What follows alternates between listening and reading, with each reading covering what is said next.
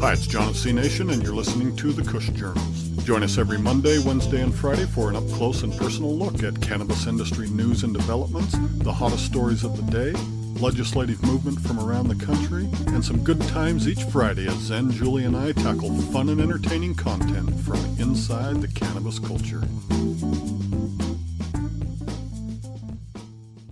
Hey, it's John at cNation, and we have a great interview lined up today. We're talking with Mr. David Reeves, who is the Chief Executive at South American Gold Corporation. Hey, David. Hey, John. How you doing? I'm well today, actually. Finally had a little winter out here in Utah and got clobbered with a foot of snow or so a couple days ago. We hadn't had any snow for about 6 or 7 weeks now, so we got clobbered. Yeah, it's been a really mild winter. We've been up in the 50s mostly out here through most of January, and then the storm rolled in from Alaska or something and got us. But anyway, hey, I just, in the interest of full disclosure, I want to just let everybody know that cNation is a subsidiary of the South American Gold Corporation. So David and I do have a professional working relationship. We've known each other for about a year now and have had a pretty productive year together. And I just want to make that fully known. David, I'm just going to ask you, you can give us the 50,000-foot view on some of this stuff. You know, we have two focuses at South American Gold, and one is the cannabis social media area. And, of course, that's where I'm really focused, and that's the work I do. And if you want, for just a minute, share with our listeners what we've got going on in the name of cannabis social media. So what I can speak about publicly at this time is we can just kind of start down the line. We have cNation. The purpose behind cNation is exposing the benefits of the medical use of marijuana and cannabis products, and also socially making others aware. One of the biggest issues in the market today, in the social networking market and social markets, is individuals don't really talk about cannabis. Right. I mean, yes, you can go on Twitter, you can go on Facebook and see cannabis posts, but those aren't the real users. Those are kids, rebels. They're not the people that are really using it for the right purposes. So the purpose of cNation is to, one, allow those people to start explaining their information. Also, at the same time, allowing individuals to learn and stay up to date on changing rules, regulations, laws in their local area and how it applies to them and their need for medical marijuana and recreational marijuana at the same time. Yeah, absolutely. I mean, we rolled out with our 50 Days of Cannabis podcast, and that was a snapshot of the basically the cannabis laws in each of the 50 states, inform people to let people know what's going on when they cross state lines or when they live in those states. But yeah, we started out at cNation as really targeting the professional skeptic, the person that's smart and they're not willing to just say yes or no until they have real valid information. So that is exactly our mission at cNation, is to get accurate information out to the real cannabis marketplace, as you suggest. What else is going on? As people have heard over time, we've got pot circles, which was developed and has made it through a couple stages, alpha, beta testing, so on and so forth. As we developed that, if you're not familiar with pot circles, it was set to be a mix between Twitter and Facebook, 100% dedicated to the cannabis industry. What we learned, which I kind of just touched on talking about cNation, is the only people out there talking in social media about cannabis is kids, people who want to rebel against the system, and then businesses. So we learned that the social traction for individuals to have their own cannabis style Facebook, Twitter wasn't there. So we've moved to a point of allowing people to do their posting and their information on there, but creating a quieter and tighter network. When it's all said and done, Pot Circle is going to encompass all of our other cannabis-related social products where they can all interlink together, all with one login. Right, and we think that's really, really important in the cannabis social media space, primarily because we're watching some of these Some of these social media outlets that we kind of thought were there, at least on our side, or not hostile to us, but we've watched Facebook lately getting rid of, cannabis posts and cannabis companies and things like that. They've turned really hostile to them. YouTube now is starting to actually demonetize cannabis content, and some of it's really good, as you suggest. A lot of it is the guy that's the young adult that's smoking in front of the camera, and it's really kind of goofy and whatnot, and he's not imparting really great information to the cannabis marketplace. But we've watched some of these social media outlets become really actually hostile. And it is important that the people that really want to talk about real cannabis issues have a place to do that. So far, Twitter's been really good for the cannabis marketplace, but it is going to require, like us, like pot circles, etc., to really kind of bring that all under one roof, under one umbrella, so people can feel like they're in a safe place and they're actually getting accurate information. So, yeah, we see the real importance of that, and I think before too long we'll kind of see that, an umbrella over all of our social media products. It's called Pot Circles, where you'll be able to go to any of our various websites, etc., and your credentials will follow you from one to the other, so that you're a member of Pot Circles, you're a member of all of our websites by default, whether you engage or not. And John, you're absolutely right. And to kind of take it back a second, and I'll punch on some other items that we have. Okay. Think of AOL when it first came out. I'm old enough, I remember. You signed in, and then you could go to different places. I don't remember all the different stuff you could do on AOL, but I remember you could do a bunch. And you had all these little chat rooms and everything else. You could bounce back and forth, and it was basically a little community. It was, right. And that's where we're going to take Pot Circles. So, yes, Pot Circles is still going to have its social posting situations. Pot Circles is going to also, inside of the app, going to include Kush Journal. Kush Journal is like the bartender's Bible for the cannabis industry. And the reason why I say that is people are going to be able to put down the types of strands they like and design their own CBD ingredients and formulas, keep track of the strands that they personally use, like the flavor, like the feeling, like the medical benefits from it. It's going to be a full personal database of what they would like to do with their cannabis product. So we've got the Pot Circles going to encompass that. cNation is going to be our vocal voice. cNation, of course, online, but more importantly in the vocal areas of the world when it comes to podcasts, out in the community, a front runner for the whole umbrella. You touched on a very important factor, and I haven't really made it public to anybody other than individuals who have my personal cell phone number and who called me. We have a brand called Pot Ponds, and it's actually a subsidiary out of Arkansas, which is a legal medical marijuana state. And it's two-sided. One side is a merchant processing system for the cannabis industry. The other side is a cryptocurrency, which will power the merchant services system. So you're bringing consumer and merchant together. We have social accounts out there. I can tell you, I'm not going to say, well, I'll say who it is. Twitter shut us down. Oh, my. Twitter shut down our account for our cryptocurrency. They have us suspended and won't tell us why. Yet they have other cryptocurrencies out there that are in the cannabis industry at the same time. So the purpose of Pot Ponds is to provide a safer alternative to cash. The cannabis industry, you can go to whatever store, stick in your debit card, get cash out, walk into the dispensary, buy your products. Right. But you just paid a big fee to get the money on both sides of that ATM Yeah, transaction. for sure. That's a very good point. Now you've got the merchant with all this cash. That's not safe. It's not safe to have that much cash. And why in the year 2018 do we have an industry that doesn't have the same options as everybody else? Yeah, why can I... Oh, go ahead. Oh, no, I was just going to say it's really crazy. We know some dispensary owners, we visit some of these medicinal and recreational states, and we talk to them about this, and this is one of the areas it's just head-scratching.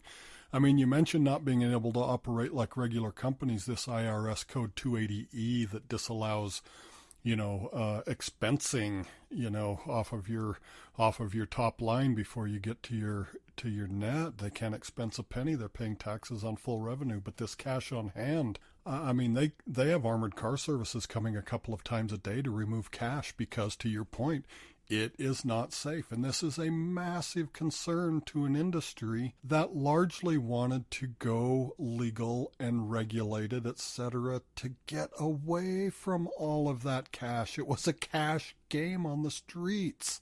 So anyway, go on, David. That was for sure. That is a real big concern in the industry. No, and you're absolutely right. But we're sitting here in the year 2018, and I can go to 7-Eleven and use my phone and pay for my Big Gulp or my Slurpee or wherever I want to go, what I want to do. Why can't the marijuana industry do that? I mean, there's a lot of pushback. We have, with our counsel and advisors, being very in tune with the industry, especially on the ground in the northwest of the United States. Right. We believe that we have discovered a completely 100% legal way to provide an alternative to cash, so the merchant can take an item in a digital transaction and we can convert that back to U.S. dollars or fiat currency, whatever country it would be in, without explaining, because there's a lot of people running to this point in the industry, and there's room. I mean, you got Visa, you got MasterCard, you got American Express. Heck, I even saw Diners Club the other day on the merchant services thing. Carte blanche. Yeah, right. There's multiple options. So, I mean, if we're first to market and somebody comes right behind us, more power to them. If they're first to market and we're right behind them, it's fine. There's enough room. It's going to be about the community acceptance of the item. Absolutely. Our system's going to have a geolocation program in there that allows for immediate acknowledgement of what store, what dispensary you're at. Right. Not only that, we're going to allow dispensaries to buy the product from the growers or from the wholesalers with the coin. So with that, we can create a better situation. We can create a safer and more 2018 way to pay for stuff. Right. Sorry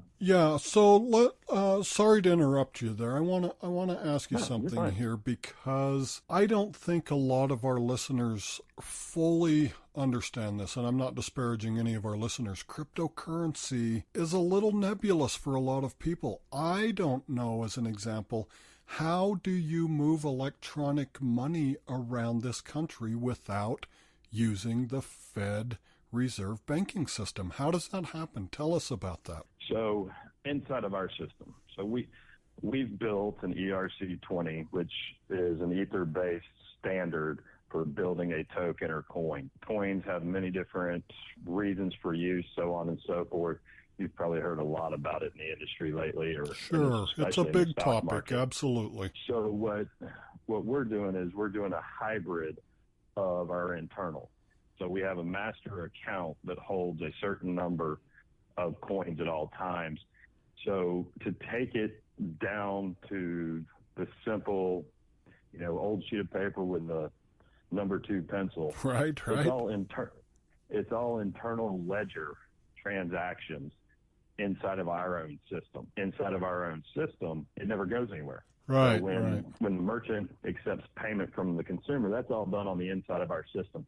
So we never touch an outside system, aka the Feds. How we convert the merchant's money when they're ready, that is a situation that we're still going to keep proprietary at this time, so we don't give any information out to our competitors who might have a bigger bankroll than we do. Well, and to be quite honest, David, we have an obligation to when it's material news of a public company, either press release or S8 or things like that, we have to let everybody know at the same time rather than bits and pieces, so that we're fully compliant, etc. So I think our shareholders and our listeners really understand that. That is pretty fascinating. So I guess the real question, David, for anybody listening to this is, all right, I'm a consumer. I want to go shop at a dispensary. How do I buy a pot palm? How do I get my cash into that system? So there's two different ways of doing it. Presently, the only way is through potponds.com. Here within what I've been told recently as of 4 o'clock Central Time, that we're really close. When I say really close, we're 3 to 4 weeks away from having pot ponds on tradable cryptocurrency exchanges where people can go in and buy them, trade them, so on and so forth. When the merchant services system launches, and our goal is to launch with the grow season in Oregon with our first launch in the Northwest of the United States, you'll be able to go directly in and buy them inside the app. You can utilize PayPal. We're thinking about accepting Google Wallet payment inside. Right. But in all shorts, we'll have our own payment processing system to allow people to purchase the coins directly in there. So for me to point out, go ahead, real quick, is our consumers are not going to pay a fee. Well, right. So the fees will be generated by the merchant, which is a major issue in the cryptocurrency world, because every time you buy, sell, move, whatever, somebody got a fee, and the consumers are paying it. So a consumer buying the coins in our system will not have a fee charged to them to buy the coins. We will cover all that. Well, that's awesome. So, roughly, we know what merchant credit card processing fees roughly look like, a couple of points and, a little tiny transaction fee. Is it something like that? Is that what you're talking about? Very competitive to the rest of the, marketplace? Yes. We're going to be competitive. And I believe that we can be profitable and grow the company with more boots on the ground, for more grassroots to every dispensary, every service provider, like in Arkansas, every pharmacist, because there has to be a pharmacist at the dispensary. Right. To get in front of them and grow and expand our outreach throughout the communities. We believe that not only can we hit the Visa, MasterCard fees, but we believe we can get in lower because we're doing everything internally.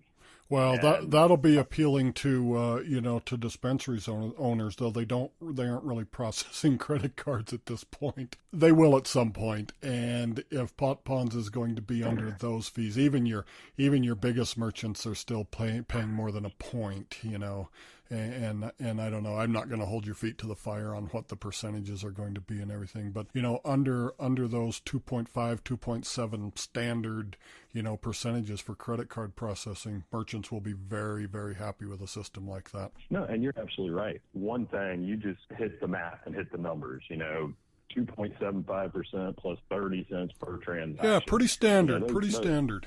That's standard for a clothing store or a gas station.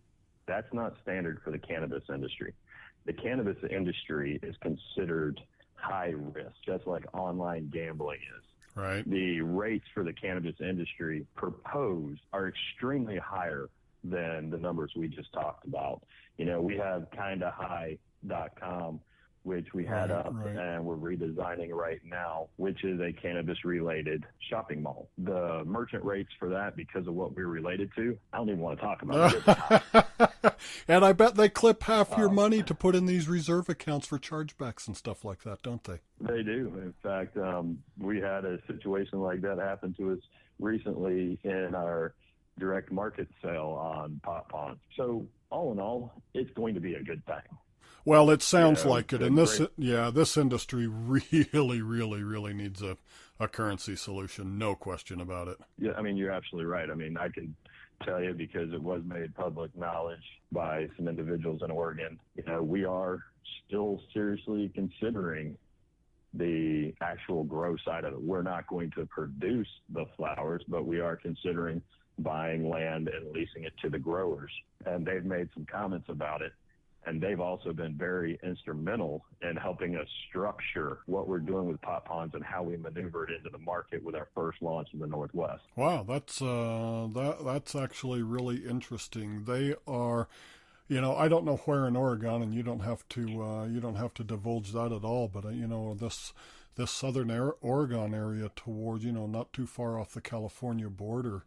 Wow, there is some really great things going on in the world of cannabis growing there. It's really leading edge. A number of farms and grow ops, etc., have preferred that part of the state, so they've set up down there. I think it's roughly known as the area where everybody grows in Oregon, although I'm sure they're growing all over the state. But that means there's a ton of really great in-depth knowledge down there that's old school, that's new school, and that's totally leading edge on this industry. Is that about right? No, you're absolutely right. I mean, I'll tell you, between Oregon and Colorado, especially the groups out there like Partners Credit Union and what they're doing, I mean, everybody's working extremely hard to push this thing into the 21st century. Sure. Well, we've got to get some of these people like Jeff Sessions out of the 1930s, don't we?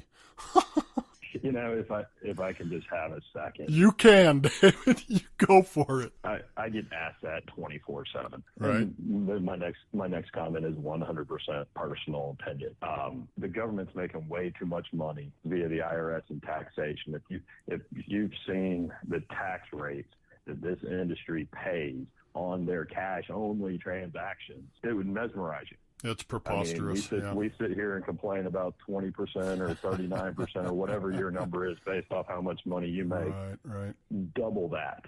Oh, no question. I mean, they don't have write-off one. It's off of $1 that they're taxed on. We've got to find a way.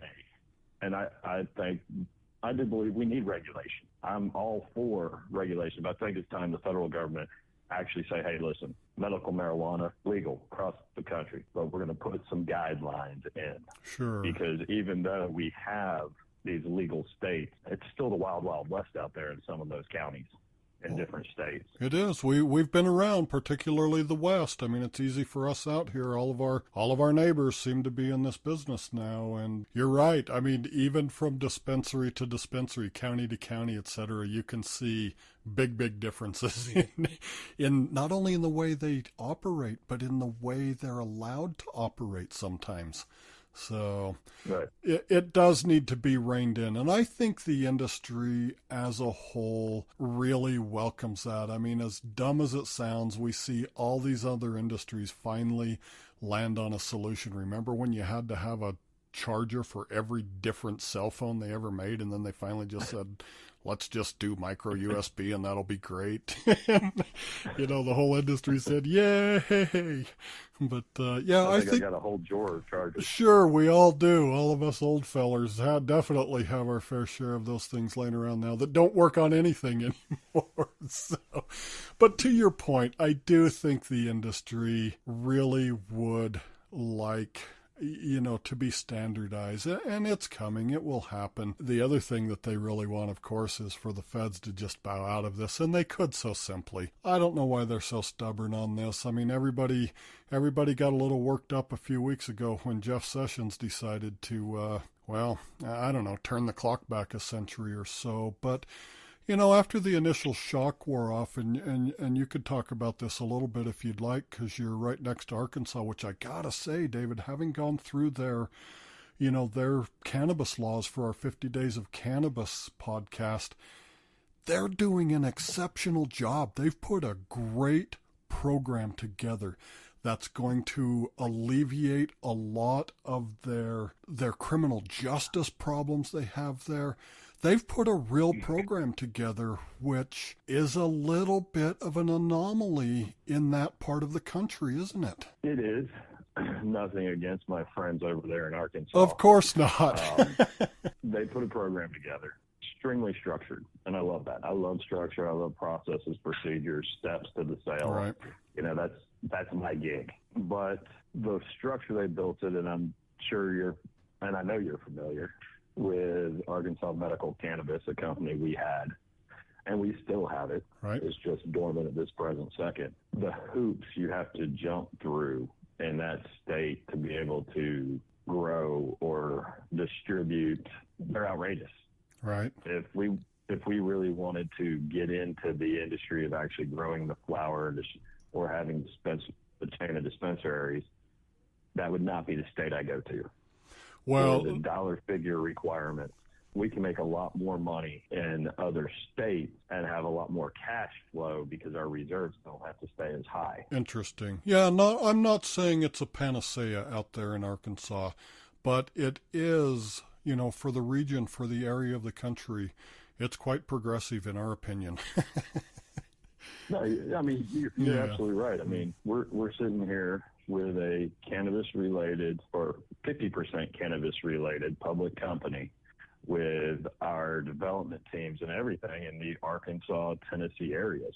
We were extremely happy to hear of Arkansas making their moves. At the same time, half of our development team sits in the state of Tennessee.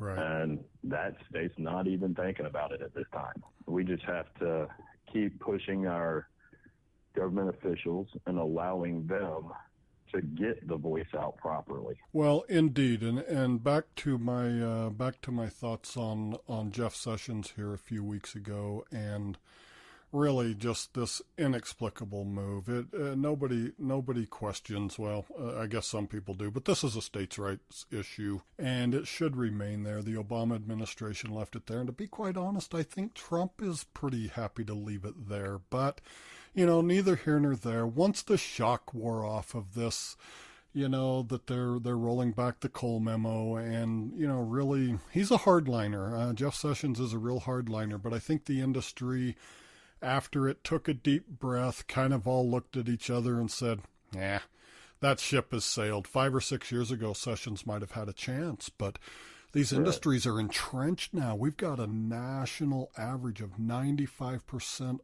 in favor of medical cannabis being legalized, 65% of legalization for all purposes. So that ship has sailed, and the industry, I think, just kind of collectively looked at itself and said, yeah, we're going to fight tooth and nail. Obviously, some congressmen and senators, congresspeople and senators from those states stood up immediately and said, nah, you're not coming to our state with this. So that seems to be the biggest albatross around the neck of this industry right now is the federal government. And with the stroke of a pen, they could be out of this, just out of it, and let the states worry about it. Anyway, I'm just going to say one little closing factor. Go for it. The Jeff Sessions Okay. Government. Everybody's got their personal opinions. I'm sure Jeff Sessions is a nice guy to have a steak dinner with, but if anybody really truly looks at politics, just because somebody says something doesn't mean it's what's happening. There are unions, there are church organizations, there are lobbyists, all putting stuff in people's ears. And then there's outside factors.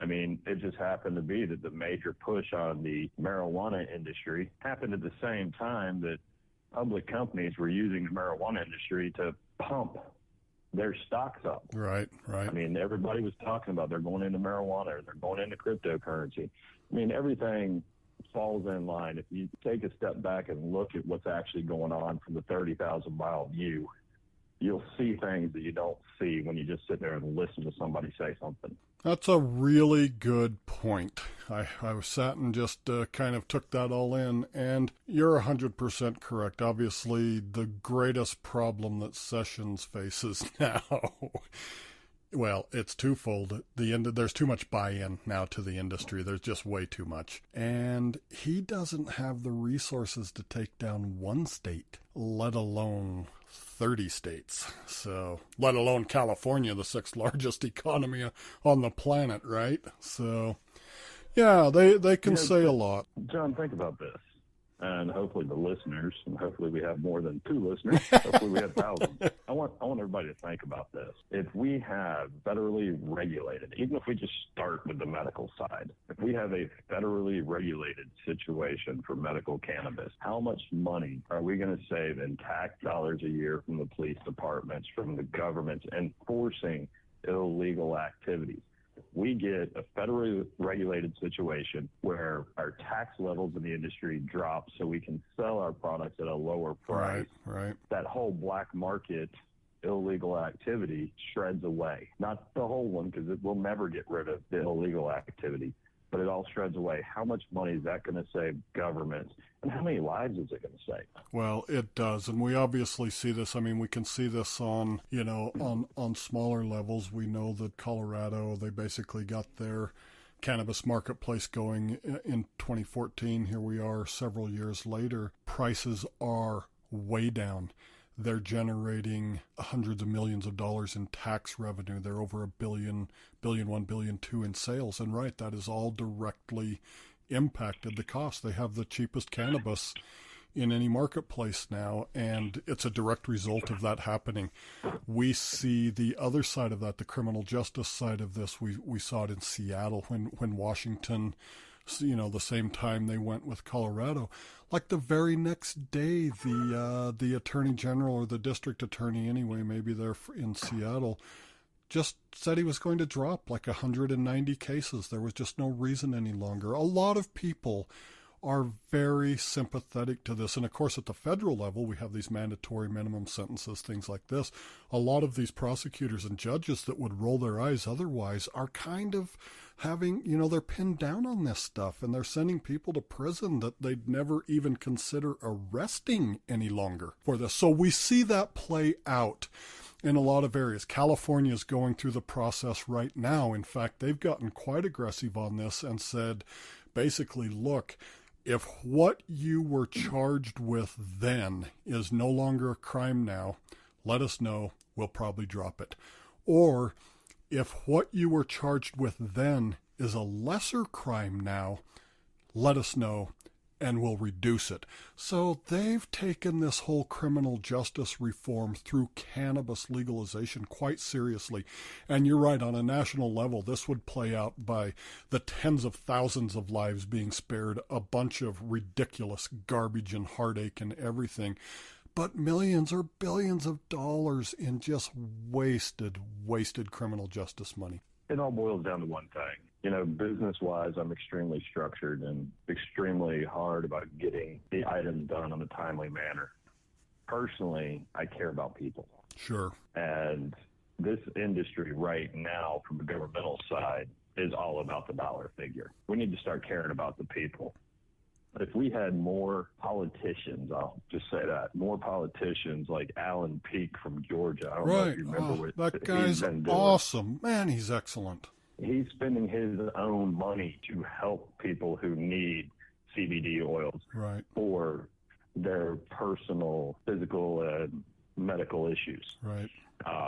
We need more people like him in office that care about more than the $1 bill. Well, that seems like an uphill, like ice skating uphill, doesn't it? Maybe I'll run in 10 years. Yeah, to your point, though, well, you should, man, because you actually are a real people person, and it shines through in everything that you do for sure. But you're right. A lot of this industry is filled with people who really are people persons. We get a little bit of a knock sometime, particularly on the grower, the dispensary end of this, that, there's a lot of bead-wearing hippies and blah, blah, blah. Well, there is a little bit, but more it's that way of thinking and that ideology that is really permeated this industry, and it's still pretty internal. There's a lot of investors that are looking for their, what's my exit strategy? I don't blame anybody for why they get into this industry at all. Everybody has their reasons, but the friendliness and the kindness on the inside of this industry does need to manifest itself externally. And I think through some lobbyings, through some real personal stories, like the stories we've seen on some of Sanjay Gupta's cannabis-related shows that really show how young children with epilepsy are really positively affected by cannabis, etc. Those things really have to get out there. But you're right, it is a money grab at this point. And maybe there just aren't that many friendly people in government because they don't have the time. There's too many forms to fill out to be nice, maybe. I don't know. I think it's funny you say that. I'm sitting here operating a public company with multiple different subsidiaries and multiple different projects all being developed at the exact same time. Right. I mean, literally, I've got one guy working on one thing, another guy working on another thing, and got to keep it all together and understand. But I, personally, doing all that, still have all the time needed to meet people, say hi, so on and so forth. You know, as Pot Ponds gets ready for its launch in the United States, we're going to be at the conventions, and I personally want to be at every single one of them. Yeah, absolutely. I want to meet everybody. Yeah. You know, we got Burning Man coming up in August. I would love to be there with Pot Ponds. Wouldn't that be crazy? That would be. I've always wanted to go to Burning.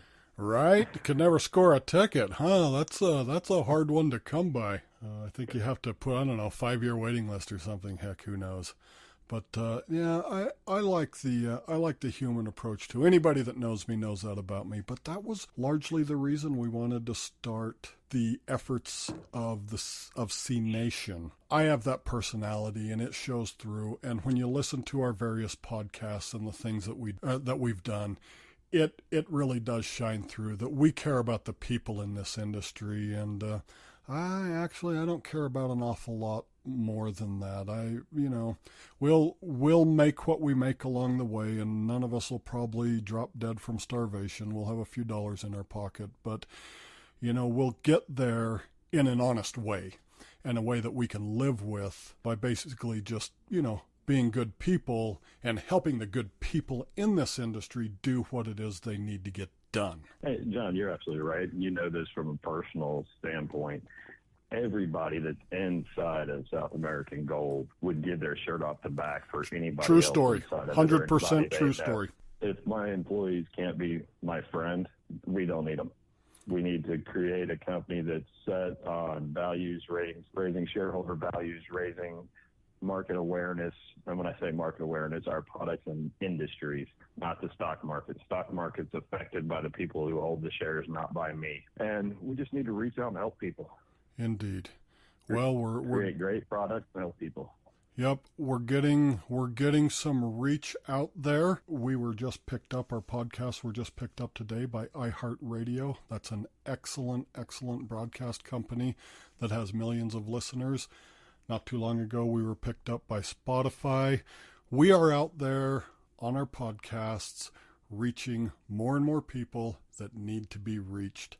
I swear it's because we're just being good people that good things are happening to us. David, hey, if you don't have anything else you want to chip in here. My hat's off. I got one thing. My just hat's go off for to it, you, yeah. John. Thank you. I mean, to be able to get a cannabis-related podcast, to start networking through the different situations, especially the news we got this morning, or your morning, my afternoon. Right. iHeartRadio. I mean, it's phenomenal. You're making waves. You're doing what you're supposed to be doing. Well, and eventually, to our shareholders that are listening to this, thank you, David. I appreciate it. Zen and Julie appreciate it too. We work pretty hard on what we're doing here, and some days are easier than others. Sometimes we hear dogs in the background barking and whatever, But, the greatest thing about what we're doing, nobody cares. That's just it. I mean, we try to be as professional as we can. And, of course, the information that we put out there is accurate information. Dogs barking in the background, kid running in through the door to tell you what he did today. Ain't nothing but a thing for what we're doing here. So I appreciate your words of encouragement, David, and it's been really great talking to you. We'll all keep our eye on these various projects that we've got going on. Some I'm involved in, others I'm not as involved in, but we're all under the SAGD umbrella, so we're all involved one way or another, aren't we? We are, and if we get 2 more seconds here, I'll touch on the other half of the business. We real do. Quick. We the do. Other Go half for of the business is about public traction, consumer action, and needed products in the markets. We've found some open areas, or people will say holes in the market, that we can slide into that's needed. We have the background. We have the individuals who are presently still working in those markets to allow us to open up and create revenue and public traction at the same time. Without the public traction, the revenue does not come. So if we create the public traction, the revenue will come. We give good information to good people, by good people. It's just all up and up. And no question. David, I appreciate your time. This has been John with cNation speaking with David Reeves, the Chief Executive Officer of South American Gold Corporation. primarily talking about our cannabis social media products, but we've got a lot going on here, and we'd all tell you you're invested at the right time with South American Gold. Thank you very much. Thank you, John. You're welcome, David.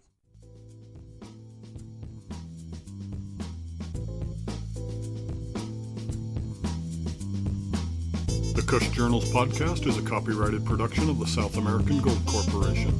We appreciate your likes and shares on social media, including Facebook, Twitter, Instagram, and Spotify.